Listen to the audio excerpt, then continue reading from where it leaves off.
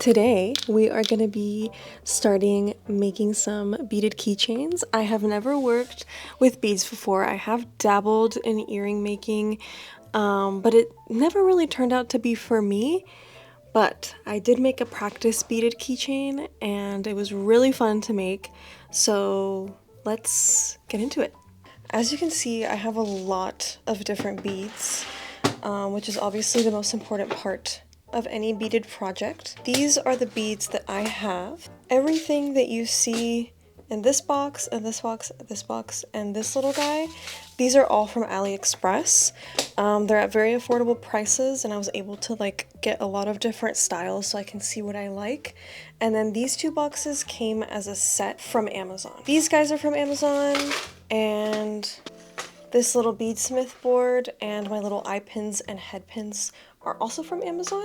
This little kit with my jump rings are also from Amazon. And then I've gotten my tools from Michaels. I'm quickly zooming in here to show you guys the difference between a head pin and an eye pin. It looks like this. And at the very end, I'm gonna try to help you guys see that. At the very end, it has just like a little stopper. And this is for beads that you want at the end of your charm.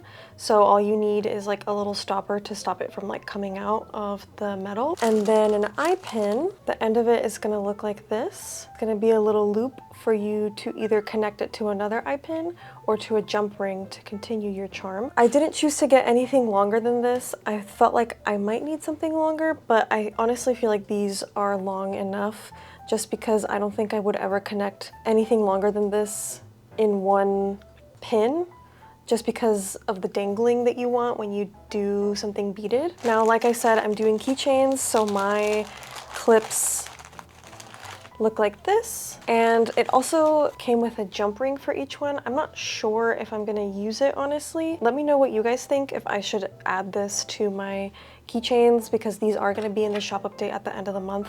So if you guys are interested in these, I can add them, or I can just add them in as an option if you want me to add it. Jump rings are the other thing that are really, really important. And I just got this kit off Amazon because it had a bunch of different sizes. But honestly, the ones that I use the most are the size 5 and 4, just because these are the smallest. I don't see myself using the bigger ones very often. And this kit also came with really cute little lobster claw clips, which I think add a nice little accent. This is the keychain that I made for practice. I just kind of wanted to get a feel for beading because I've never done it before. So I wanted to see how it felt, see how things kind of panned out, and it's really fun, it's really intuitive. Now, the other aspect that's going to be going into my keychains is I'm going to be making little shrink plastic charms.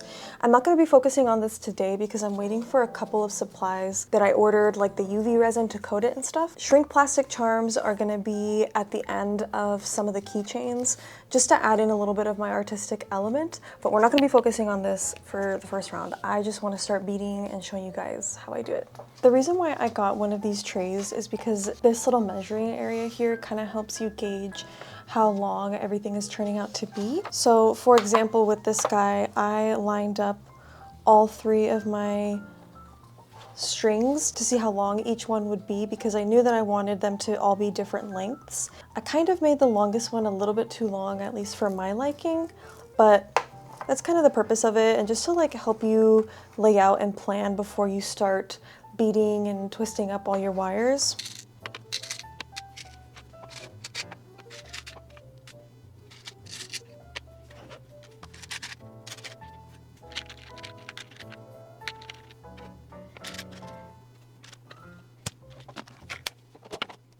Picking out what beads to use is the funnest part for me when making these guys. I don't know why, but I just love looking through all of my beads and choosing which ones to use. And my process for choosing, honestly, is mostly based on color. So I try to stick to a color scheme, no matter how simple or complex it is.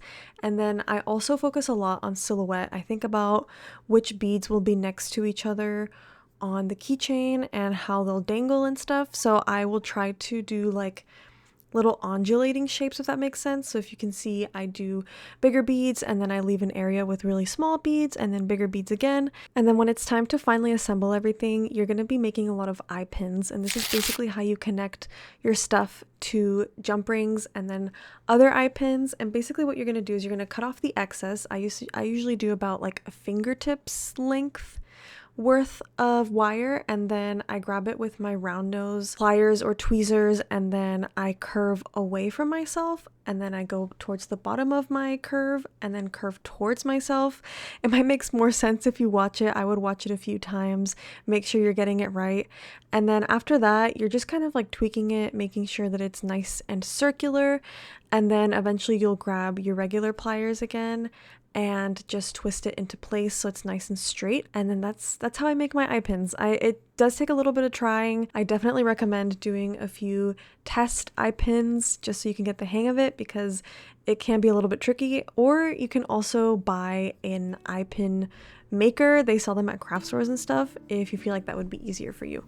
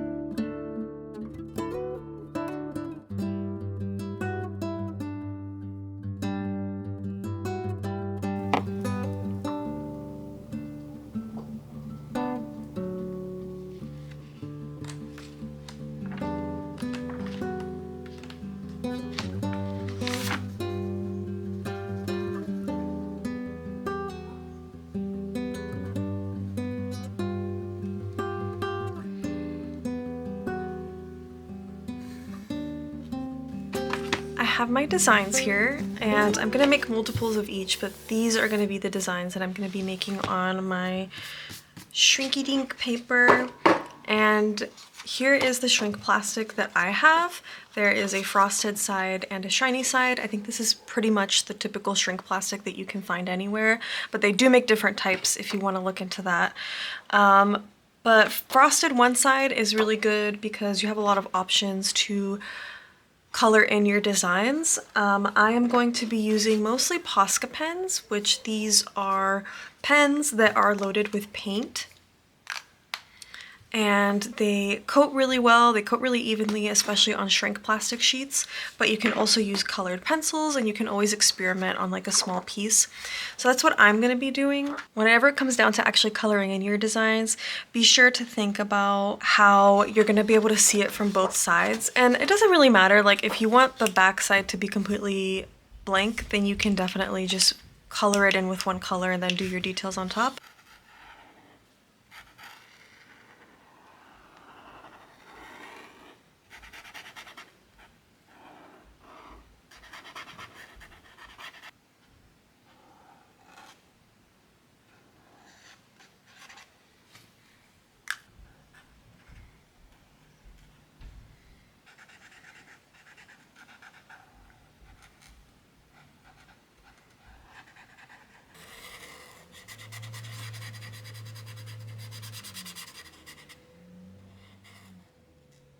Once you have all of your designs colored in and doodled and you're ready to start cutting, you're going to notice that shrink plastic is a little bit difficult to cut. It is a little bit tedious because if you put a little bit too much force on it, it will snap and then you'll get left with a jagged edge or you will ruin your design. So you want to cut in short, smooth strokes, and it's okay if it's not perfectly round.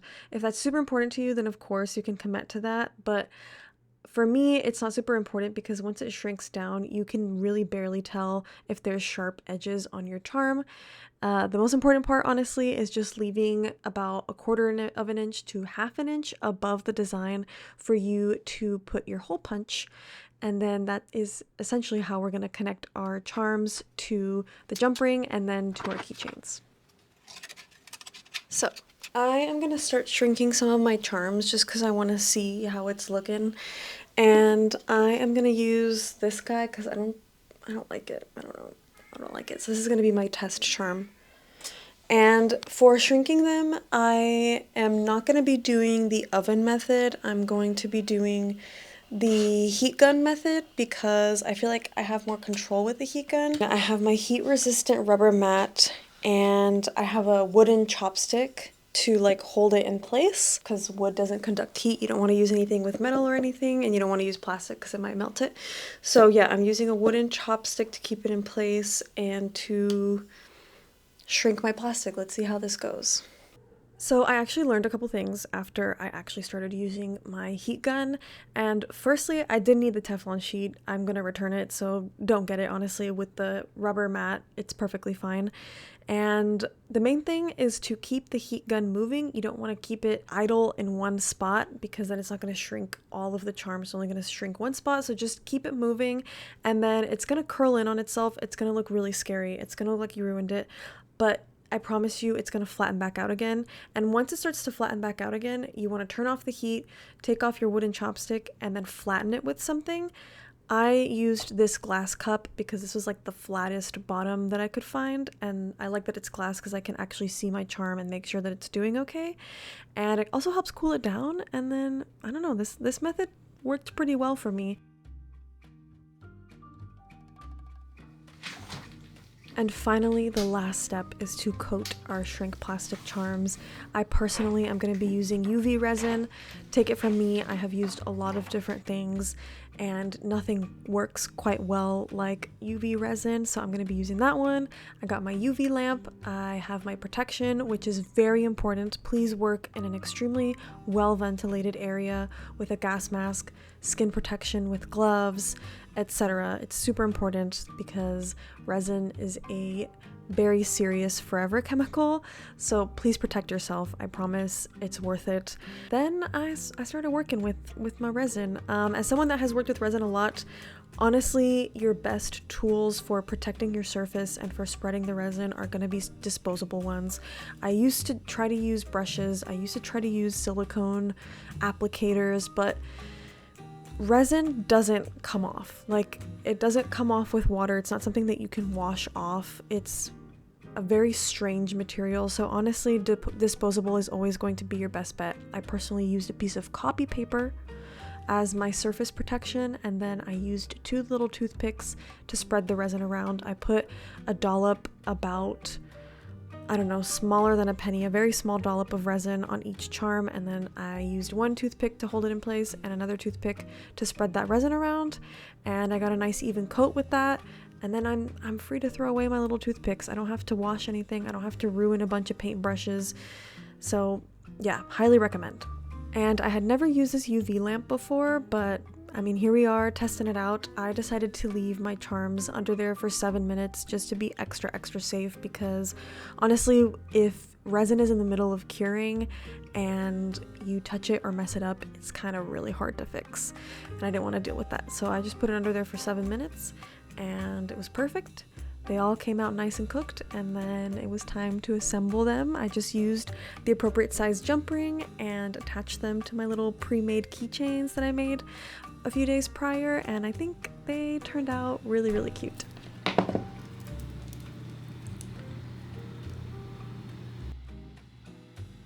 And that is the end of today's video. I hope it was helpful. I had so much fun making these, and I'm gonna have a lot more, and they're all gonna be available on the shop update at the end of the month on my website. I know my website has been down for a bit, but it's because I was completely revamping it, and then I decided to keep the store closed while I update it with a bunch of new products. But it will be open June 1st, and for patrons it'll be May 31st because they get 24-hour early access. But yeah, I had a lot of fun making these. I hope you guys enjoyed. I hope it was helpful. Did my best to explain, especially with the shrink plastic. It is a bit complicated. I do recommend watching a couple of videos about shrink plastic and also resining if you're new to that. I will see you guys in the next one. So before closing out today's video, I wanted to thank the sponsor, which is Squarespace. Now, if you don't know what Squarespace is, it's an all-in-one platform where you can create your very own website. And Squarespace has always been the platform that I've used to run my website and my online art business. They have some really cool tools that can help you out with that. They just opened up a new AI website template generator, and I just made over my website with it, and it looks really good. It made the process super quick and easy. I also connected my Square Reader for when I sell in person at markets to my Squarespace website, so that way everything is synced together, my customer data, my inventory, all that. So if you're interested in Squarespace, go to squarespace.com for a free trial, and you can use my code for 10% off your first purchase.